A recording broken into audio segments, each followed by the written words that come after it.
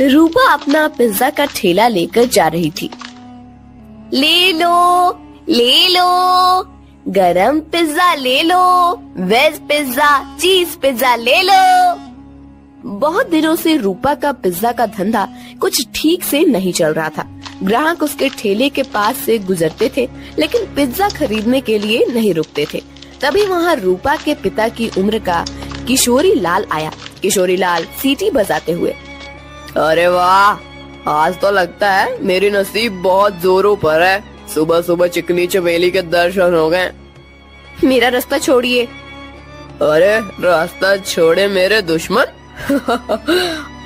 हम दोनों के तो रास्ते जल्दी ही एक होने वाले हैं और तुम बोल रही हो कि रास्ता छोड़ दो। ये ठीक नहीं है डार्लिंग। अच्छा, तुम्हें डार्लिंग कहूँगा तो चलेगा ना? वो क्या है ना, मैंने सुना है कि आजकल की लड़कियां को डार्लिंग, जानू, बच्चा ऐसे सब सुनना अच्छा लगता है। तुम बताओ मैं तुम्हें क्या कहकर पुकारूं? कोई जरूरत नहीं है मुझे किसी भी नाम से पुकारने की, जाने दीजिए मुझे। रूपा रास्ता बदलकर जाने लगी। तभी किशोरी लाल ने रूपा का हाथ पकड़ लिया। छोड़ो मेरा हाथ, छोड़ो।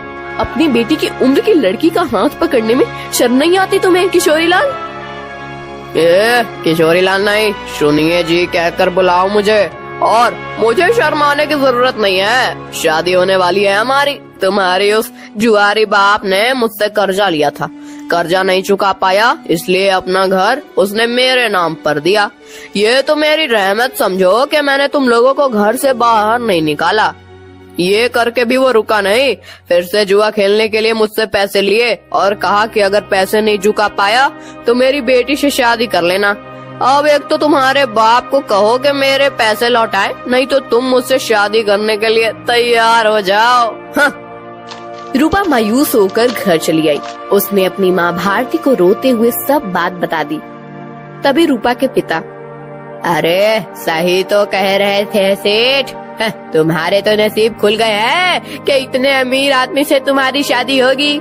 नहीं बापू, मैं इतने बड़े आदमी से शादी नहीं करूंगी, चाहे कुछ भी हो जाए। और माँ, आज के बाद मैं नहीं जाऊंगी पिज्जा का ठेला लेकर।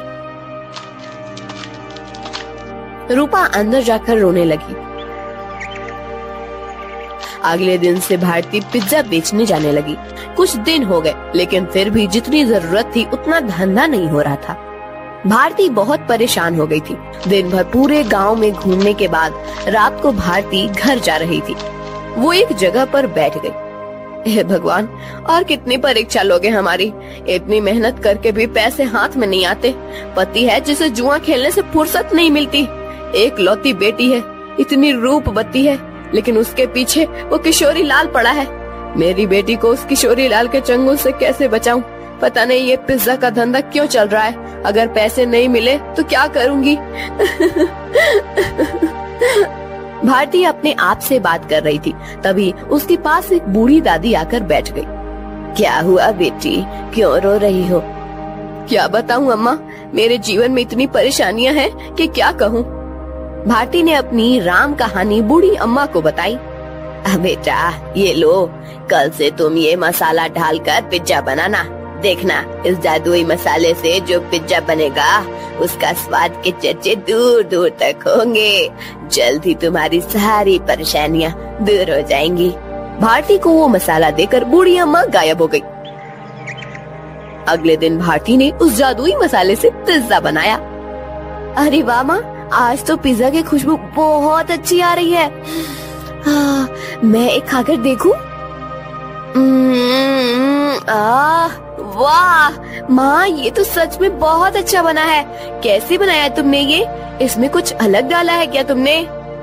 हाँ, कल रात को ये थक कर उस पुराने खंडर के पास बैठी थी, तभी वहाँ एक बूढ़ी अम्मा आई थी। मैं बहुत परेशान होकर रो रही थी। तभी उन्होंने मुझे मेरे रोने का कारण पूछा। जब मैंने उन्हें हमारे बारे में सब सच बताया, तब उन्होंने मुझे ये मसाला दिया और कहा कि इसमें पिज्जा में डालकर पिज्जा बनाऊंगी तो पिज्जा का स्वाद बढ़ जाएगा। वही मसाला में डाला है अभी इसमें। क्या? उस खंडर के पास? माँ, तुम्हें पता नहीं वहाँ क्या है? तुम इतनी डर क्यों रही हो? ऐसा क्या है वहाँ पर? अरे माँ, कहते हैं कि वहाँ पर एक बूढ़ी का भूत रहता है।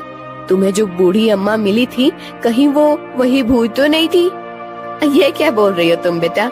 कल मेरी मुलाकात एक भूत से हुई थी, लेकिन उसे देखकर ऐसा लग तो नहीं रहा था। लेकिन माँ, ये तो सोचो कि कोई सामान्य औरत तुम्हें जादुई मसाला कैसे देगी? हो ना हो वो जरूर कोई भूत ही होगी। अब वो कोई भी हो, क्या फर्क पड़ता है? अगर उसके इस मसाले की वजह से हमारे पिज्जा की बिक्री बढ़ गई तो अच्छी ही है ना।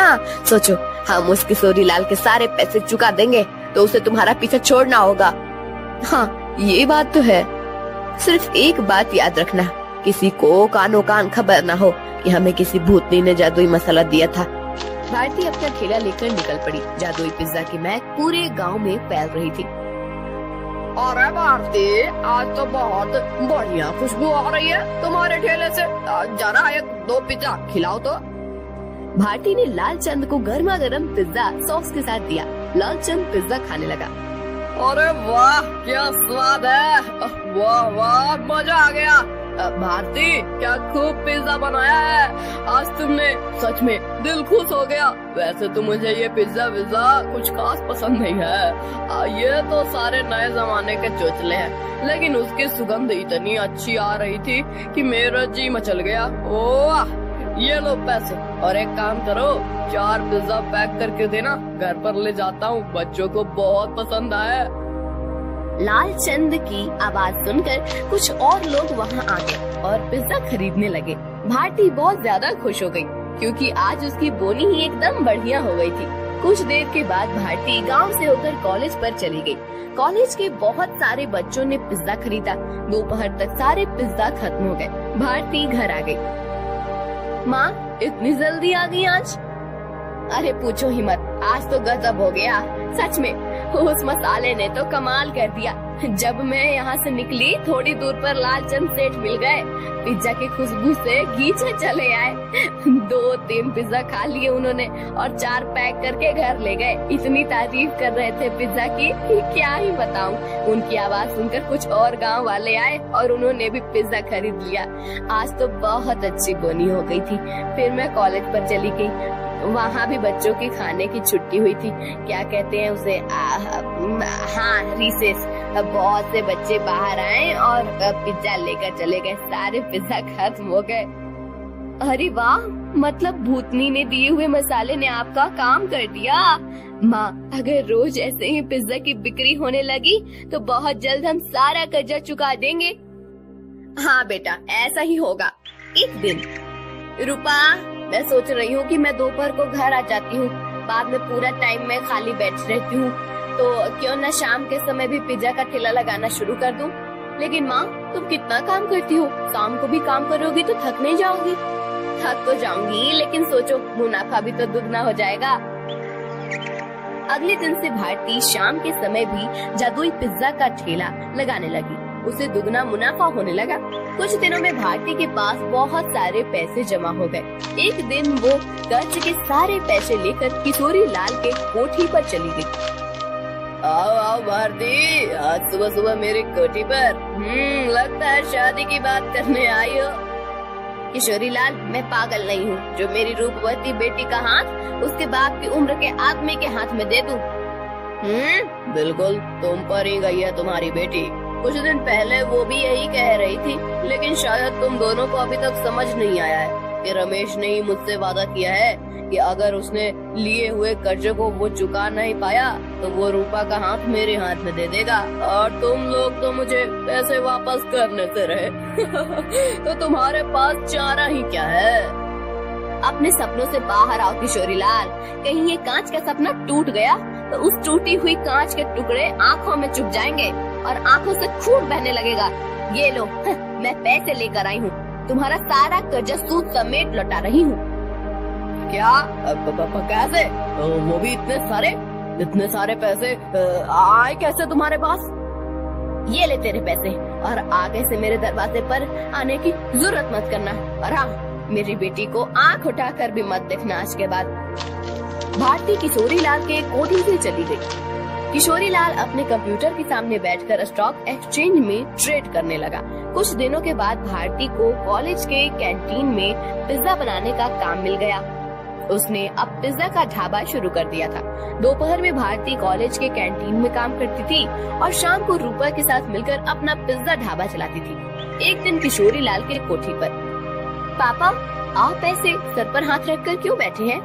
क्या बताऊं बेटी, कुछ दिनों से शेयर्स लगातार गिर रहे हैं, मुझे बहुत बड़ा लॉस हो गया है। क्या? तो अब आप क्या करेंगे? आप अब क्या, जितना भी पैसा बचा है उसे भी लगा देता हूँ। अगर 2 दिनों में शेयर्स ऊपर चले गए तो डूबे हुए सारे पैसे वापस मिल जाएंगे। लेकिन अगर ऊपर नहीं गए तो? शुभ शुभ बोल कल हुई, एक तो मैं पहले ही इतने टेंशन में हूँ और तू ऐसी बातें कर रही है। जा अब यहाँ से।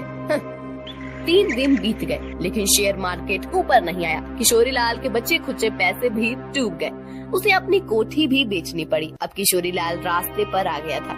किशोरी लाल को लॉस से इतना धक्का लगा कि उसकी हालत बहुत खराब हो गई और उसने बिस्तर पकड़ लिया। घर की जिम्मेदारी अब शीतल पर आ गई। गांव में ही एक छोटे से टूटे फूटे घर में दोनों रहने लगे। 3 महीने के बाद, पापा ये लीजिए दवाई पी लीजिए। बेटा दवाई के लिए पैसे कहाँ से आए तुम्हारे पास? पापा मैं एक जगह करती हूँ, उससे जो पैसे आते हैं उसी में दवाई लेकर आई हूँ। और पापा मैंने इस घर का किराया भी दे दिया है और खाने के लिए राशन भी भर दिया है। अब आप सो जाइए, मुझे काम पर जाना है। ये सब उस भारती की वजह से हुआ है। जिस दिन से वो आकर मुझे खरी खोटी सुना कर गई, उसकी बेटी भी हाथ से चली गई। मैं छोड़ूंगा नहीं उस भारती को। पापा अब तो समझिए, इसमें भारती चाची की कोई गलती नहीं है। रूपा मेरी उम्र की है, उसके साथ शादी की बात करने के बारे में सोचते हुए आपको ही शर्म आनी चाहिए थी। कौन सी माँ चाहेगी कि उसकी बेटी की शादी ऐसे आदमी से हो? मुझे बहुत दया आ रही है उन पर। दया तो उन्होंने हम पर दिखाई है पापा। मैंने आज तक आपको बताया नहीं, लेकिन हमारा घर जो चल रहा है ना, वो उनकी वजह से है। मैं भारती चाची के ढाबे पर ही काम करती हूँ। क्या सच?